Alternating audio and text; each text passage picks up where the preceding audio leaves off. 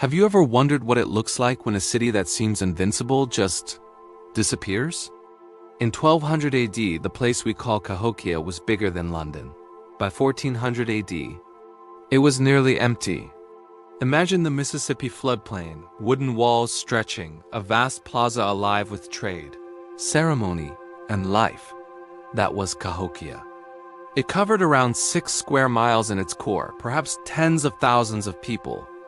So how does a city go from that height of power and prosperity to abandonment in just a couple of generations? That's what we're digging into today. Let's rewind. Around AD 1000, the Mississippian culture builds Cahokia. Temples stand atop huge earthen mounds. The largest mound, Monk's Mound, was massive in scale and effort. The city wasn't just a village. It was a metropolis in pre-colonial North America. And it connected trade from the Great Lakes to the Gulf Coast, exchanging copper, special stones, shells.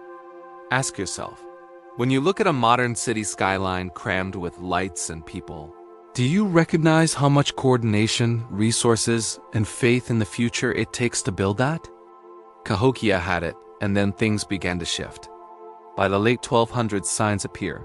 Palisades and stockades are rebuilt. Why build defenses? What changed your mind about being safe? Perhaps the climate cooled. Perhaps flooding increased. Perhaps the farmland yielded less. For a long time, archaeologists believed a massive drought or environmental collapse caused the exodus. But here is a twist. Recent research suggests that the soil and plant remains don't show a dramatic crop failure at exactly the time of abandonment. In other words, it wasn't simply they ran out of food. The city died. So if not just the climate, what else? What if people left because the social glue cracked? What if the trade networks that once made Cahokia thrive began to shift toward other places?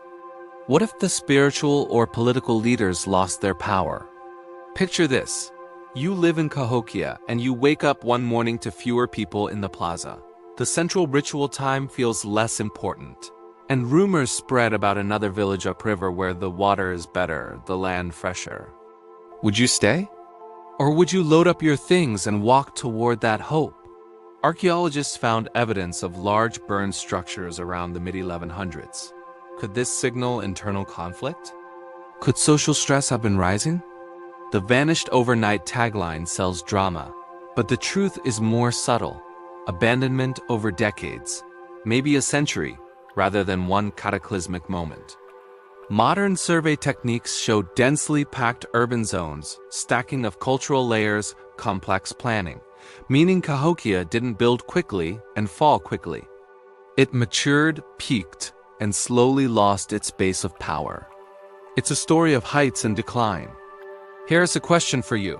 If you live in a high-rise city today, and the economy suddenly changes, trade shifts, jobs disappear, the center of gravity moves, how long would you stay? Would you stay because of nostalgia? Pride?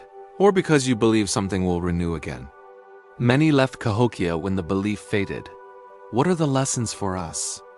Large cities are not eternal.